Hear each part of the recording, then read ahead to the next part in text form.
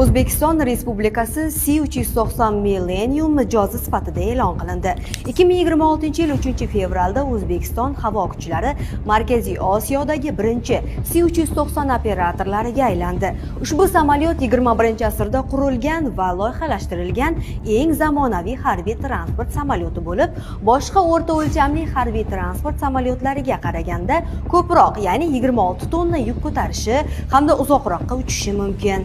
Xususan, u yuk va qo'shinlarni tashish, jihozlar va shaxsiy tarkibni havodan tushirish, tibbiy evakuatsiya, qidiruv-qutqaruv, yong'inga qarshi kurash va gumanitar operatsiyalar kabi keng ko'lamli vazifalarni bajarishi mumkin.